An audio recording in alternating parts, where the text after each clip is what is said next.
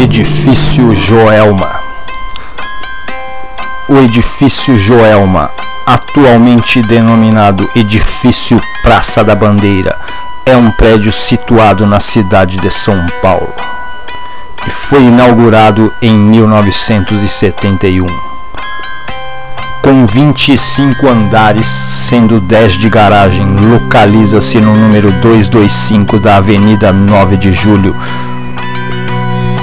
com outras duas fachadas para a Praça da Bandeira, na lateral, e para a Rua Santo Antônio, nos fundos.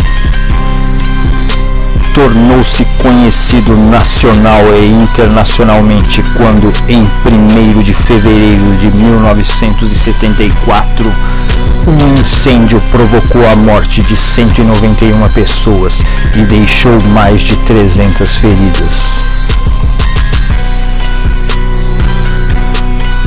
O prédio começou a ser construído em 1969 pela Joelma S.A., importadora comercial e construtora, que o dotou do mais moderno sistema de incêndios, conforme afirmou um dos diretores da empresa, Jorge Kassab. Na construção foi utilizada uma estrutura de concreto armado, com vedações externas de tijolos ocos cobertos por reboco e revestidos por ladrilhos na parte externa. As janelas eram de vidro plano em esquadrias de alumínio e o telhado de telhas de cimento amianto sobre estrutura de madeira. O subsolo e o térreo seriam destinados à guarda de registros e documentos. Entre o 1º e o 10º andar ficariam os estacionamentos, e do 11º ao 25º andar as salas de escritórios, divididas em duas torres, a norte virada para a Avenida 9 de Julho e a sul virada para a Rua Santo Antônio.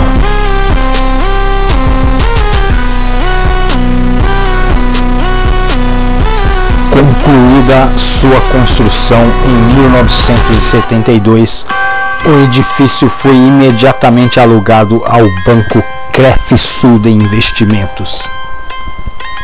No começo de 1974, a empresa ainda terminava a transferência dos seus departamentos, quando, no dia 1º de fevereiro, às 8h54 da manhã de uma sexta-feira, um curto-circuito em um dos aparelhos de ar-condicionado no 12º andar deu início a um incêndio que rapidamente se espalhou pelos demais pavimentos. As salas e escritórios do Joelma eram configurados por divisórias, com móveis de madeira, pisos acarpetados, cortinas de tecido e forros internos de fibra sintética, condição que muito contribuiu para o alastramento incontrolável das chamas. O Joelma contava com uma única escada central para servir as duas torres de escritórios. Não havia escadas de emergência, nem brigadas de incêndio ou plano de evacuação. No início do incêndio, muitos conseguiram fugir pelos elevadores, até que estes pararam de funcionar e também provocaram várias mortes, incluindo um grupo de 13 pessoas encontradas em um dos elevadores, que nunca puderam ser identificadas, e ficaram conhecidos como as 13 almas do edifício Joelma. A escada foi rapidamente tomada pela densa fumaça causada pelo incêndio, impedindo a fuga dos ocupantes, que ao invés de descer começaram a subir, na esperança de serem resgatados no topo do prédio. Sem ter como deixar o prédio, muitos tentaram abrigar-se em banheiros e nos parapeitos das janelas. Outros sobreviventes concentraram-se no 15º andar, que tinha saída para os terraços das torres norte e sul. O corpo de bombeiros recebeu a primeira chamada às 9h03 da manhã. 2 minutos depois, viaturas partiram de quartéis próximos, mas devido a condições adversas no trânsito só chegaram ao local às 9h10. Helicópteros foram acionados para auxiliar no salvamento, mas não conseguiram pousar no teto do edifício, pois este não era provido de heliporto. As telhas de amianto, escadas, madeiras e a fumaça do incêndio também impediram o pouso das aeronaves. Os bombeiros, muitos deles desprovidos de equipamentos básicos de segurança, como máscaras de oxigênio, decidiram entrar no prédio para o resgate, tentando alcançar aqueles que haviam conseguido chegar ao topo do edifício. Foram apenas parcialmente bem-sucedidos. A fumaça e as chamas já haviam vitimado dezenas de pessoas. Alguns sobreviventes, movidos pelo desespero, começaram a se atirar do edifício. Mais de 20 saltaram e nenhum sobreviveu. Apenas 1h30 após o início do incêndio é que o primeiro bombeiro conseguiu, com a ajuda de um helicóptero do Parasar, o único potente o suficiente para se manter pairando no ar enquanto era feito o resgate, chegar ao telhado. Já então muitos haviam perecido devido à alta temperatura no topo do prédio, que chegou a alcançar 100 graus Celsius. A maioria dos sobreviventes ali conseguiu se salvar por se abrigarem sobre uma telha de amianto. Apenas no telhado da Torre Norte foram resgatados sobreviventes. No telhado da Torre Sul não houve sobreviventes. Por volta das 10h30 da manhã, o fogo já havia consumido praticamente todo o material inflamável do prédio. O incêndio foi finalmente debelado com a ajuda de 12 autobombas, 3 autoescadas, 2 plataformas elevatórias e o apoio de dezenas de veículos de resgate. Às 13h30, todos os sobreviventes haviam sido resgatados. Dos aproximadamente 756 ocupantes do edifício, 191 morreram e mais de 300 ficaram feridos. A grande maioria das vítimas era formada por funcionários do Banco Crefsul de Investimentos.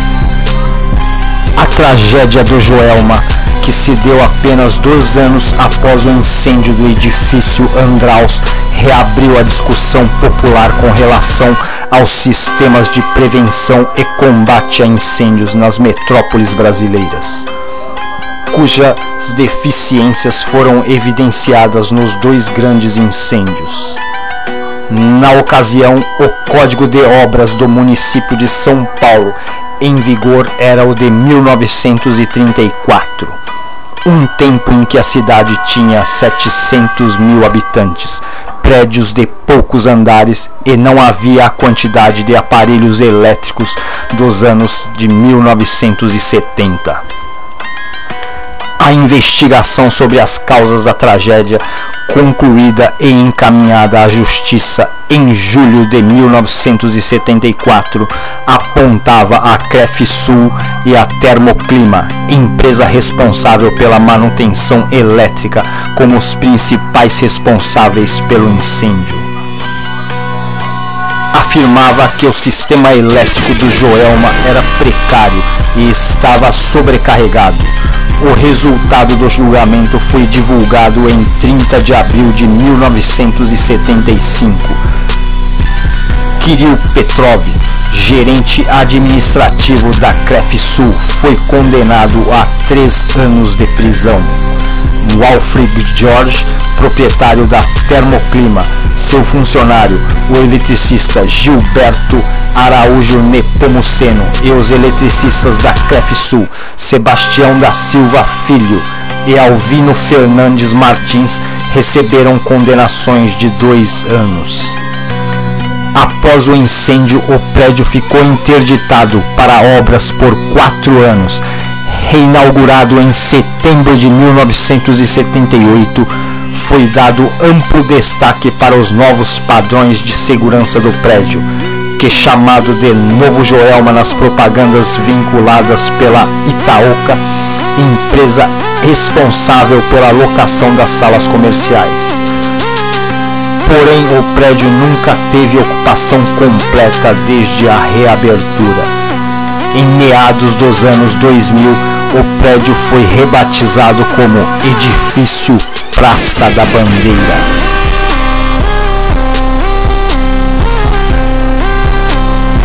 A fama de mal-assombrado do Edifício Joelma. A tragédia acabou ajudando a espalhar entre a população rumores de que o terreno no qual o prédio foi erguido seria amaldiçoado, com especulações de que até o fim do século XIX teria sido um pelourinho. Fantasmas rondariam o local. Durante o incêndio, 13 pessoas tentaram escapar por um elevador, mas não foram bem-sucedidas. Seus corpos não foram identificados. Foram enterrados lado a lado no cemitério São Pedro, na Vila Alpina. O fato acabaria sendo inspiração para o chamado Mistério das 13 Almas, às quais são atribuídos diversos milagres. Funcionários que já trabalharam no edifício revelam terem presenciado aparições de espíritos, ouvindo gritos e vozes, além de terem visto fenômenos estranhos como faróis de carros vazios acenderem e apagarem. A fama de que o local seria mal assombrado aumentou ainda mais após a divulgação de que o terreno teria sido palco de assassinatos, no acontecimento trágico, o qual ficou conhecido como o Crime do Poço. O Crime do Poço. Em 1948, o professor de Química Orgânica da USP, Paulo Ferreira de Camargo, de 26 anos, morava junto com a mãe, Benedita, e as irmãs Cordélia e Maria Antonieta em uma casa no centro da cidade de São Paulo. Ele, a 4 de novembro, assassinou a tiros a mãe e as 2 irmãs e enterrou os corpos em um poço que mandara construir dias antes no quintal da casa em que moravam. O estranho desaparecimento das 3 mulheres o levou a ser o principal suspeito do triplo crime. No momento em que a polícia começou a escavar o poço, Paulo pediu para ir ao banheiro. Ele então se suicidou com um tiro no coração, a 23 de novembro. Na ocasião, surgiram 2 versões para o crime. A primeira era de que a família do professor se opunha a seu relacionamento com a namorada. A outra era a de que teria matado a mãe e as irmãs porque estava gravemente doentes e ele não teria como prover os cuidados necessários para o tratamento. Um dos bombeiros que participou do resgate dos corpos morreu de infecção cadavérica ao manusear os cadáveres sem a proteção de luvas. O crime abalou a população de São Paulo e ficou conhecido como o Crime do Poço. O lugar ganhou então a fama de mal-assombrado. Por isso a numeração da rua foi modificada, quando 26 anos mais tarde, no lugar da casa, foi construído o Edifício Joelma, ora rebatizado como Edifício Praça da Bandeira.